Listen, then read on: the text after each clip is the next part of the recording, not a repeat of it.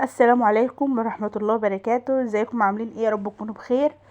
النهارده هنعمل مع بعض بسكوت التمر بطريقة سهلة جدا.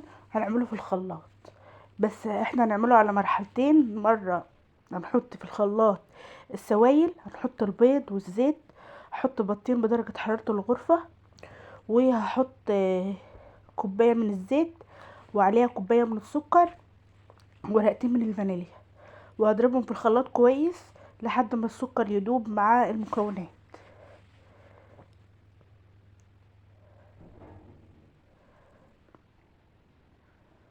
مش عاوزه يكون السكر لسه حبيبات كده، انا عاوزاه يكون اتضرب كويس مع المكونات. فطبق بقى هحط 3 كوبايات ونص من الدقيق، عليهم معلقتين كبار من اللبن البودر، ومعلقتين كبار من النشا، وعليهم نص معلقه كبيره من البيكنج باودر ورشه الملح. نقلب المكونات الجافه مع بعضها.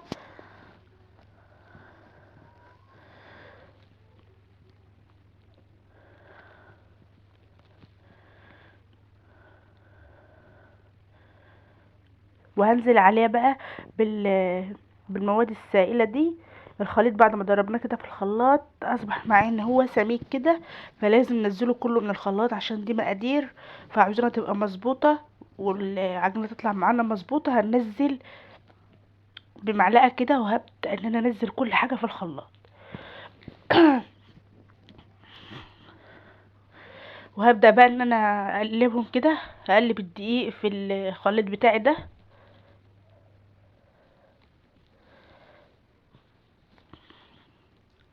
هنا بقى هشيل المعلقه واتدخل بايدي، ابدا بقى ان انا ادخل كده الدقيق في مش بنعجن، انا بدخل الدقيق في المواد السائله دي.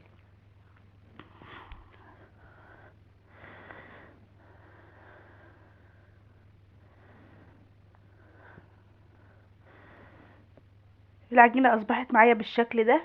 لقيتها ان هي بتبقى محتاجه ربع كوبايه من الحليب، في دقيق بيحتاج ودقيق لا، اخلي ربع كوبايه الحليب ديت في المرحله الاخيره.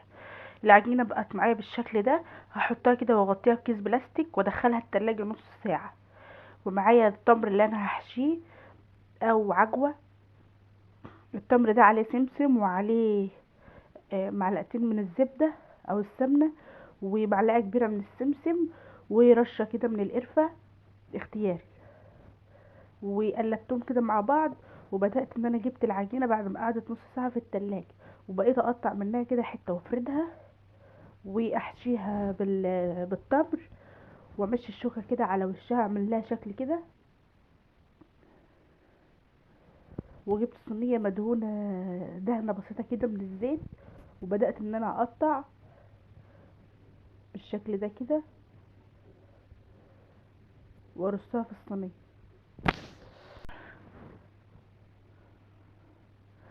اقطع بالشكل ده كده العجينة وافردها وابططها كده بايدي، واصبع كده العجوة، واروح حطها في النص والف عليها العجينة من الجهة دي ومن الجهة دي واقفلها كويس وابرمها.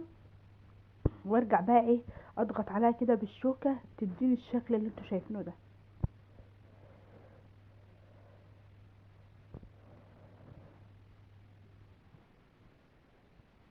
اتاكد ان انا قفلت كويس عشان ما تفكش مني اثناء التسوية. بكون مشغله الفرن بتاعي على درجة حرارة 200، واسيبه كده يسخن على بال ما اخلص البسكوت بتاعي.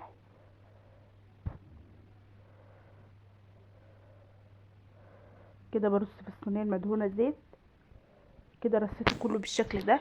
خلصت كل الكميه اللي معايا، ادخله بقى الفرن وارجع لكم تاني. شايفين بقى ده شكل البسكوت بتاعي، ريحته قلب الدنيا وجميل وبيدوب في البق وطعمه جميل جدا جدا. ما تنسوش بقى لو الفيديو عجبكم تعملوا لايك، واشوفكم بقى في فيديو جديد. مع السلامه.